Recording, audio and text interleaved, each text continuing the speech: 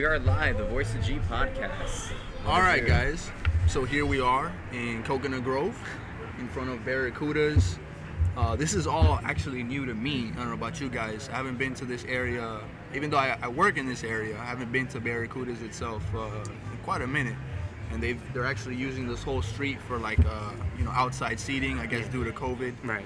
Yeah. Man. Everybody here got tested. I'm just kidding. Nobody got tested. But we don't have COVID. We don't know. I'm here with my good friend Josue, which we met on episode 1 of the off-brand version of the podcast. I am Voice of G, and this is my good friend Paul Puleo. Known him for a couple years now.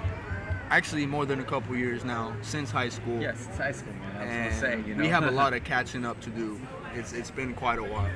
Absolutely. How you been, bro? I mean, COVID, your business. I mean, there's so much to get into. How you been? Dude, man, it's been good, man. I literally launched my business about a year ago, right when I had left my law firm job. But, it took a little bump of the road because with the whole COVID pandemic and stuff like that. So I was trying to do a lot of virtual sessions, trying to get online clients as well. Excuse me, I have a little itch in the nose. I actually picked up a couple clients here and there, during the pandemic. There were people who were brave enough, to come and take some martial arts sessions and stuff like that. I was actually giving out a lot of discounts, for the pandemic. Okay. So you're into martial arts. Like, can you explain what it is that you do and what's your business? What I do is I am a mixed martial arts teacher. Okay. Cool. I teach a lot of boxing and kickboxing, Muay Thai lessons. Nice. I also range my lessons in jiu-jitsu, judo, wrestling. Yeah, that's the coolest one. Self-defense. That's the coolest one. You're right.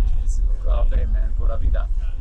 As we say, vida libre, and all that stuff. But I specialize in, also as a personal trainer.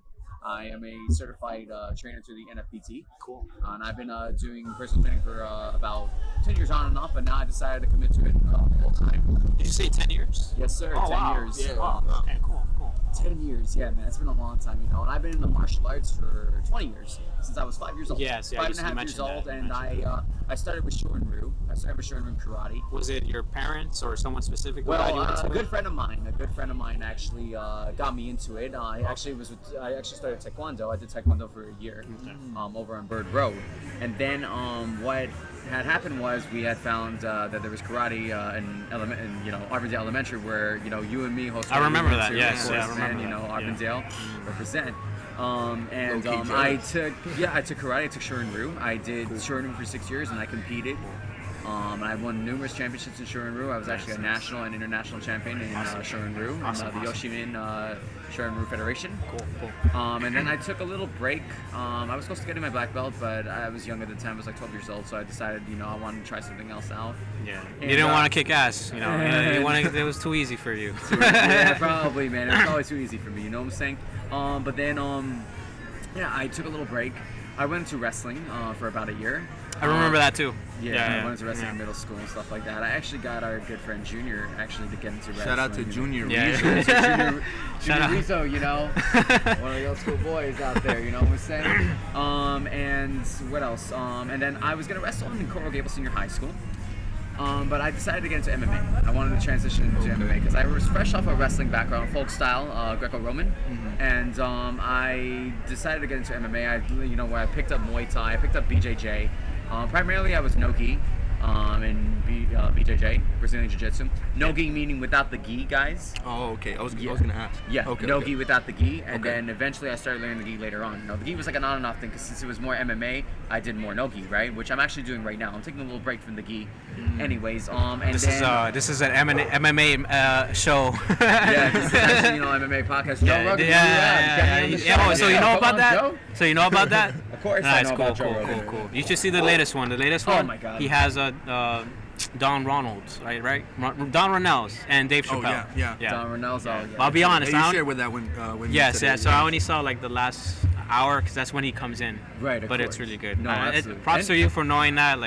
Another another co-member. co-member. Exactly. Hey, Joe Rogan. That's somebody I love and I emphasize. I actually look up to Joe Rogan. That guy is actually badass. Okay? Yeah. He is a legit martial artist. That guy fought in the UFC. Okay. That guy. Well, part of it. Yeah. Part of it. Yeah, exactly. But done an excellent job. I think he's got a beautiful technique. I personally respect him so much because he's like a chameleon. He can do the Disney, ESPN thing, Spotify. you know what I'm saying? But then come out with a deal like Spotify where he has the freedom to share his own his own content. His own content. Yeah, so like I think this year he posted like the 10-year anniversary of his podcast. Yeah. And it was 10 years ago that he just like started it. Yeah. And he started something similar to like what we're doing, It was what Isaac is live doing. podcast, And it was live too. Yeah. Right. So then he's like, oh, you know, came a long way. And his background on fighting, like it's very interesting. So Yeah, definitely. You know, he was a Taekwondo champion. There's a video of him, you know, just doing a counter spinning hook kick to the guy's face, and it's just beautiful. Yeah, when he had hair. Yeah, when he when he had hair, exactly. You know, it's funny because I saw a picture with my my coach, my judo coach, Shihan Anthony Medina. You know, shout out to the Medina family, one of the best judo families in the world. He had a picture with Joe Rogan from years ago, and I was like, wow, when Joe Rogan had hair. It's hilarious, you know, how time goes by and how time flies, you know what I'm saying? Yeah. So going back to my backstory in the martial arts, because it's a long one, but we're going to get it out of the way anyways, right? So I learned, you know, Muay Thai. I picked up Muay Thai very, very well as BJJ, worked on my wrestling, worked on my boxing. And I didn't really necessarily compete when I was taking MMA in high school. I decided I wanted to work on my skills mainly for self-defense, you know, because I had a couple issues with a couple kids, you know, primarily kids in the Key Biscayne circuit, you know what I'm saying? Kids from KBCS, KBHS or something like that, Key Biscayne High School, right? I think that's what it is, right? I'm not sure, I'm but I do relate to like kids bullying me and stuff growing up though. Yeah, no, of course. I had a bunch of issues with a bunch of kids in the, you know, Coral Gables Senior High, man. And, it got to the point, you know, where at one point I was actually fighting underground. I was actually fighting in front of the 7-Elevens and stuff like that, man. You know, I swear. You had like a fight club going on? I remember that. I remember I fought some. Yeah, we had a little fight club going on. I say nice now, but like, you know. Yeah, definitely, man. Fight club. I remember and then, you know, that. Once I started, you know, focusing on my MMA training more, I actually started to drift away from the whole underground fighting. Like a little funny story. When I was, as you guys remember, I used to work in Publix, right? That's where I started my occupational career. You know, my work career in Publix, right? I started as a bagger, and then eventually moved my way up. You know, little by little, right? Ooh, we can hear that wind. It's so beautiful out here today. Anyways, it's a fight. You know, we used to go up into the second floor of the parking lot. And we used to actually like do some body blowing, right? Because nobody wanted to see us with our faces all bruised up and bleeding and stuff like that, you know? So we used to go, a bunch of us, and all the tips that we would get, we would bet, you know, our tips. Like, okay, who could knock who out, you know, in the living and stuff like that. This was like a fight club within Publix. Oh my God. Man. Between coworkers, it was for fun too. It was actually for fun. We were all friends at the end of the day. It was so hilarious. like you didn't imagine like your boss, you know, like you were hitting. No, somebody. it was the second floor, man. Nobody really knew, man. You know, when we were picking up carts, we would go like at a downtime when nobody was really around. Like sometimes even the night shifts too. You know, when we worked like until like 11, I would be like, hey, let's go upstairs. You know, let's see. We would do like every now a couple of weeks and stuff like that, and bodybuilding. And then when I started picking up Muay Thai, you know. Again, my Muay Thai started utilizing a lot of low kicks and stuff like that, of course, you know. So that was hilarious. And I would use that, you know, to take my opponent, my peeps, their legs out.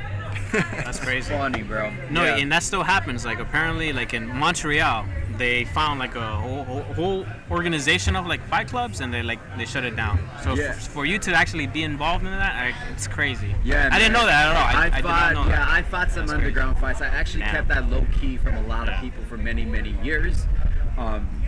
You know, sometimes I would actually go fight some underground fights, and then I would go straight to training sometimes. It's crazy, bro. It's all bruised up, all bleeding already. Yeah, I would go clean myself up, or or I would have to take a break from my training because I would sometimes be a little injured and stuff broken like that. rib. Yeah, man. You know, it's just crazy, man. That's crazy. You know, the crazy world we lived in. You know, now it's different. Now, I mean, if anybody found out, you know, we had an underground fight ring and stuff like that. Yo, let's shut it down ASAP. Yeah, that'll be shut down ASAP. That's why. Shut down, bro. That's why like the first rule exists.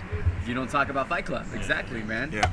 But of course you're gonna have that one little snitch that's gonna be like, oh look, there's a Fight Club and stuff like that. You know, let's go, come on, let's go put it on our IGs and stuff like that. You know, we live in a different world now, bro. Yeah, bro. And then, you know. I remember you in the wrestling team in high school. Yeah, I remember that. You know, man. I wrestled throughout high school and stuff like. Well, high school? No, it wasn't high school, bro. Middle Was it school. middle school? Oh, It was okay. middle school, yeah. I was going to go and wrestle in high school. I actually jumped in a couple times in the mat, but since I was so heavily based in jiu-jitsu at the time, bro, Yeah. as well as, a lot of people know me for, Yeah. like I would just like be pulling guard, as we say, pulling guard. I would try to be doing, leg locks, Right. triangle chokes, arm Yeah. bars and stuff like that. Stuff you can't do in wrestling. Stuff you can't really do in Especially folk wrestling. style. Yeah. Yeah, exactly. Yeah. Yeah. And you would know a little bit about that because you were actually in wrestling too. Yeah, and it actually had like my moment, I guess. It was my sophomore year. I was in JV. I wasn't playing, and I'm like, I'm gonna go into my sophomore year still in JV. Let me try out varsity. I get into varsity, and I'm still not playing. I think our varsity year, sophomore year, we had like a 2-7 or something season. Yeah, exactly. Tied the worst record in Gable's history. They fired our head coach. I was like, you know what, this is not working out What's for up, me. Brennan? I see you, dude. And Coach Angel, actually, he was the cooking teacher as well. Yeah. at the Oh, high that's school. right. Coach Angel, He yeah, reached man. He's out- also the wrestling coach. He Coach reached Angel. out to me. Right. He was like, "Look, join football, man." Like Coach Hardy too. He was Coach Hardy. Coach My Hardy. Hardy's bad, He was man. like, "Look, I you're like not gonna him. get any play." He was like trying me low key, but he was Right. like, "You're not gonna get any play time anytime soon." Right. You're a receiver. There's like 20 receivers. Everybody wants to be a big time receiver. So just join wrestling. And I got my ass kicked, like throughout the first 2-3 hours of practice. Damn. Yeah. And I was like, you know what? Let me come back. I come back the next day, got my ass kicked by all the seniors again. And it was like a full 2-3 weeks of just getting my Yeah. butt kicked. Yeah. But I was learning. Yeah. And little by little I got better. And it's like, I guess it's the same with just fighters. No matter what they, what style they do, it's like they get better and better. And once you kind of take a punch to the chin, you say, okay, Yeah. all right, This is easy. this is easy. It's easy, like, bro. Like, yeah, man. Like, your first couple of classes and first couple of months of practice, man, you're gonna get your ass kicked. Okay. Like, it's a no-brainer. Okay. You're gonna be going up against people who are better than you in practice and stuff like that because they're experienced. But remember, they were in the same place as you were. Right. That's Right, they were what always I was in the getting same at. place as you Yeah. were. I remember coming in. I remember my first gym, my first MMA gym that I returned to. Because as you guys know, I took a little break from martial arts. Went into wrestling. Then when I went into MMA, the Zensroth Fight Academy. I remember going in there, man. I got my ass kicked so many times. I remember the beginning, bro. Shit, wasn't even funny, bro. Like, but I kept coming. I wanted to learn. I was eager to learn. I was reluctant to learn. Well, not reluctant. Excuse me. I was very eager to learn, and I wanted to get better. That's the important thing, right? I mean, That's the important anybody else would have just quit. Exactly. You know? Anybody else would have just quit. You know what I'm saying? And if you quit at something that you want to do in life, then what's the purpose of you trying to go out and get that thing? You know what I'm saying? Kinda. I feel like that's a whole metaphor of how this whole year has gone. You know what I'm saying? Like, I feel like everybody, no matter where you are, how privileged you are, you've taken a punch to the face. This year has changed everybody. From all demographics, you know what I'm saying? COVID doesn't care. Doing a worldwide shutdown, I think, just hurt the economy a lot more. You know what I'm saying? Like, if this was truly a pandemic, right? If this is truly like an economic, like a big time pandemic, a worldwide catastrophe, right? Something chaotic, right? Why didn't the rents on certain businesses keep going? Why did it stop? Why did it stop? Why did the bills keep That's a good going? question. You know what I'm I guess. saying? Yeah. But I would say Yeah, there's a the long- man, yeah. capitalism, you know what I'm A saying? lot Like, of the it's system. control, I think, It's- within the audience. True. It's just a long answer. But I There's heard so that, many. too. There's so many layers to this question. Like, we can spend all night talking about it. Yeah, absolutely. Yeah, but I get you. Like, it could have been handled differently. It could have been definitely handled differently, bro. I think, going back to what we were just talking about right now, we need to take care of our health better.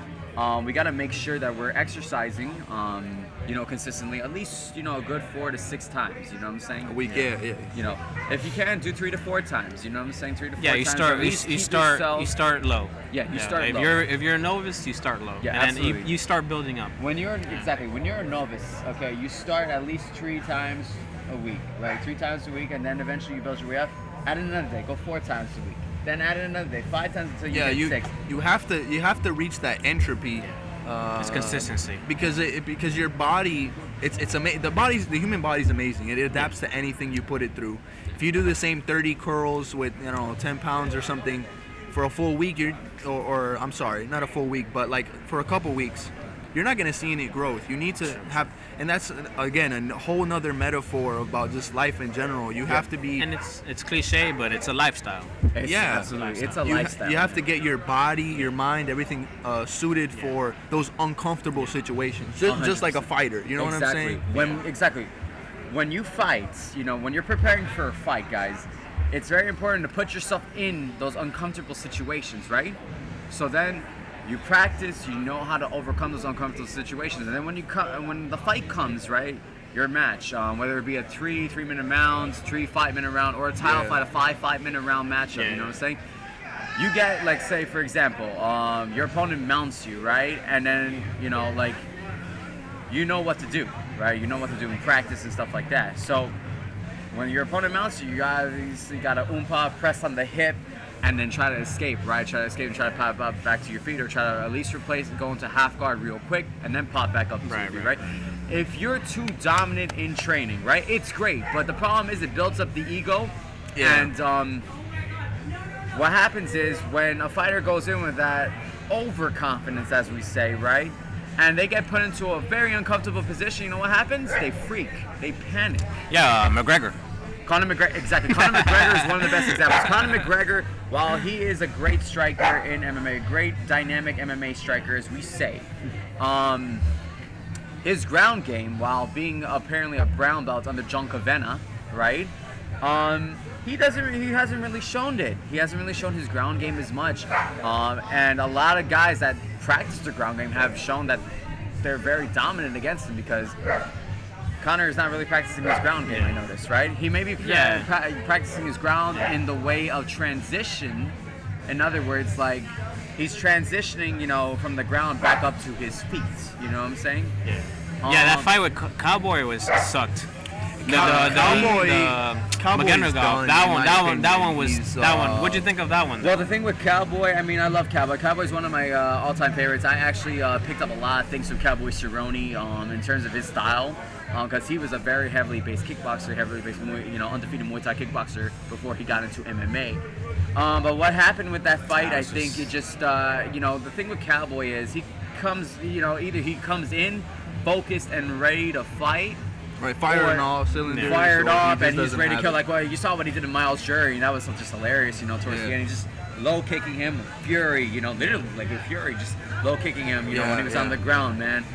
Or he'll come in like how he did with McGregor, just kind of out of focus. And the thing is, he didn't expect those shoulder shots. Man. I don't know. That was so weird. I thought Cowboy was gonna knock him out, honestly. Man. But anyways, do you think Khabib's gonna be back? Man, never say never, bro. Man. A lot of guys, retire and then they come back. I feel like he might give it like 2 years rest. Yeah, but he's still gonna train in those 2 years. I think he's not gonna let no one know, but he's still gonna train and he's gonna come back. Yeah, a lot of these guys when they retire, look at George St. Pierre. George St. Pierre retired. Yeah, rumors, right? They were gonna come back to fight Khabib, and then he said no. You know. Of course, because GSP has nothing left to prove, in my opinion. But I think that was out of respect too, right? No, out of respect as well. Yeah. I know Khabib wanted to challenge GSP because he pretty much knew that he was never going to get that fight with Tony because of all the BS that happens between. What happened? Tony Ferguson. Oh my God. Tony Ferguson, man, is a great fighter, man. But he got owned by Justin Gaethje. Justin Gaethje is like a brawler, man, a scrapper, dude. And I was so surprised how Gaethje just was. Utilizing a lot of, head movement, a lot of footwork, a lot of leg kicks. A lot of low. Yeah, Gaethje is very known to use a lot of low kicks. I saw that in his, I think the first or second fight with, one of my idols, Luis Baboon Palomino. Shout out to him. That he's using those low kicks, and believe it or not, Luis Baboon Palomino is the creator of the infamous calf kick. Right? Okay. And Luis Baboon used that against none other than, Miami's finest now, Mr. 305 himself. Now, you know who I'm talking about, right? Mr. Three-Piece in Jorge Masvidal, 3-piece in a soda. 3 pieces. 3-piece in a soda, right? Shout out to him. But what about you? Have you ever been like in a real fight? Of course, I've been in numerous fights. I think you've I've been in numerous, fights. I fought dozens of karate matches. I fought several full contact Kyokushin matches, Kyokushin karate. Which is similar to Muay Thai with the low kicks and stuff like that. Just you can't punch in the face. So how is it up there?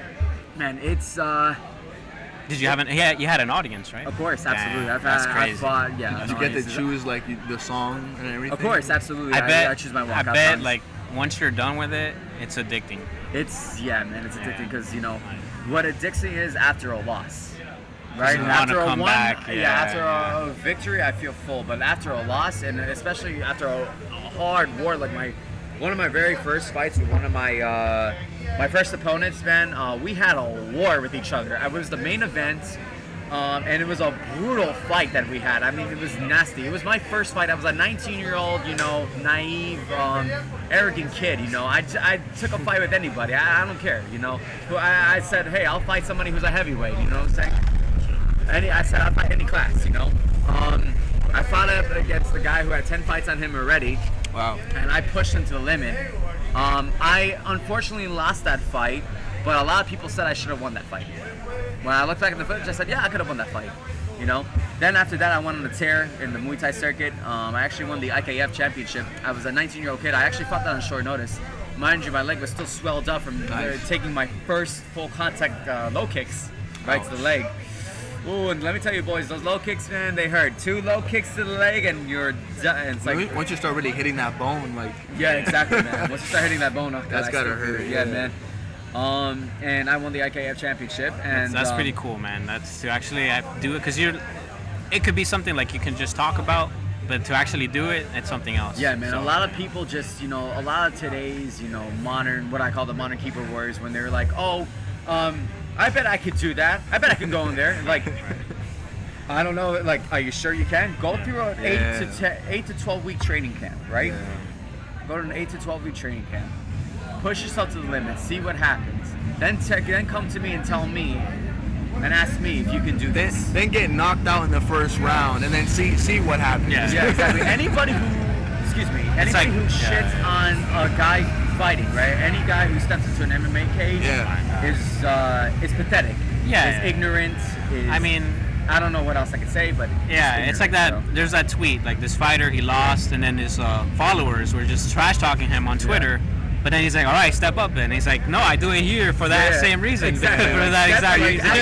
Like the meme of the guy who was just like eating chips or whatever on the TV. Like, come on, catch a like ball. a guy like that guy in South Park, that guy with the glasses. Yeah, there's a lot of those. And those are those people that never move on. You know what I'm saying? Like maybe they played high school quarterback, second string or third string. They graduate. They just never move on in life. And I have to say, bro, like since meeting you, I don't know when was the last time we saw each other. I don't remember. Man, but it seems like you're going somewhere, and that's great, man. Yeah, Same with you, bro. absolutely. I have to congratulate you guys. Thank you. We're doing something. I appreciate it a lot, man. Slowly but surely, man. My goal is to open up my own school. Hopefully, in the next 2 years. Cool. I'm just doing a ton of private lessons right now, and I am still trying to work private security as well. And at least just to keep some money, some minor cash flow. Did you have to get a specific license and everything? Yeah, you with have that, to get. right? You can get a Class D license, which that's pretty easy to get. Okay. And you can also get your Class G license, which is your arm license, right? Which is something I'm going to go for as well. Cool. Yeah. How are those hours? Do you work like overnight or something? I actually have done overnight shifts, and I realized overnight is not for me. It's a different beast. Like, Yeah, I used to it work is. overnight in Toys R Us, man, and it's a different job. I'm not doing security, but it sucked. It does suck because you mess up your sleep. You screw up your sleep, bro. Exactly. Like hell, You become nocturnal. You become nocturnal, bro. And, that's not the goal. You don't want to be a Texting vampire, the group chat at 4 a.m. Like, you guys up? Yeah. Exactly. Everyone's Right. dead You guys asleep. up? Everyone's dead Yeah. asleep. Yeah. Yeah, bro. No, especially but you're doing your thing, and we give you props for that. I appreciate it, my brothers. Thank you so much.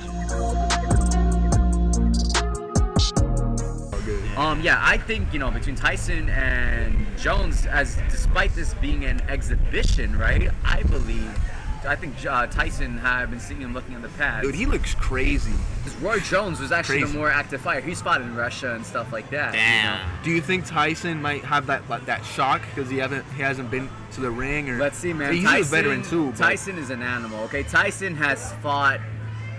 I don't know, man. He's fought top level talent. Right. And But it's been a while. Like that's my question. Do you think like he'll come back just that regular old Tyson, or will we have like the big what's it called, deer in the headlights look, you know, because he hasn't been. I mean, it just depends. You know, a lot of fighters when they come in from a long layoff, it just depends on the fighter, bro. Like they'll probably, you know, some fighters like get a little shock and they're like, oh man, you know, like it takes some time just sort of like to warm up a little bit and stuff like that, especially when you take a short notice fight too. And then there's some fighters who are just like, yeah, okay, I've done this before, let's go. Yeah. Let me get my hands up, you know. I mean, I trust like maybe he takes a punch or two, it wakes him up, and he goes beast like, mode. I think he's gonna win. I took my money on Tyson. Yeah, I got my money on Tyson too, definitely. Man, Roy Jones is a fantastic boxer. Right. Yeah. I think this it'll is be a Roy great Jones, fight. the one who can't be touched, can't be stopped. You know what I'm saying? You know, that's a song. You know, if you listen to that, that's I listen to that all the time when I'm at the gym. I was gonna ask about music. Like what do you listen to when you're training? And what kind of artists do you listen to? I listen to a lot of Disturbed, believe it or not. Disturbed. Okay. I listen to a lot of hard rock, bro. I listen to some WWE themes too that get me pumped up, bro. Hey. I'm pretty sure they have a playlist for that. Oh yeah, definitely, man. I listen to Tupac, bro. I listen to a lot of remixes. Tupac, Biggie, man. Stuff. You know. Yeah. Okay. Of course, man. What else, man? You know, just sometimes some EDM, bro. You know, just to get my heart pumping. But mostly a lot of rock and stuff like that, man. You know. Oh, thank you, man. Thank you for being a part of this. I appreciate it so much. Yeah, good seeing you, man. Good seeing you. Little shout out to the Goat Shed Fight Academy, where I train at our sponsors: Paramount Luxury Rentals, Fusion CBD, Dynamic Wellness. What else? Paranoia, Sawgrass Infinity. All the sponsors that help our academy stay open, stay strong. You know what I'm saying? Shout out to all the other gyms I train out: Jiu-Jitsu Doral, my boy AJ Rivero, Zen's Rod, Master Zen. Much respect to you, sir. What else? My coaches Ricardo Wilson, Adrian Morrison. Who else? Am I forgetting anybody else? Let me see. Shout out to all the fighters working hard, working on their dreams. Shout out to all the personal trainers working hard, working on their dreams. Shout out to everybody working hard and during this crazy time, working hard on their dreams and trying to accomplish as much as they can, guys. It was a pleasure being on The Voice of G. I appreciate it so much. Thank you so much, guys. Hey, I feel pumped. I might run my own business right now. Hey, let me know. I can get some business instructionals as well. Awesome. You know what I'm saying? All right, guys. Well, there you have it, Mr. Paul Puleo. You guys already know who Mr. Josue is. I am Voice of G for Voice Visions. Peace out. All right, bye.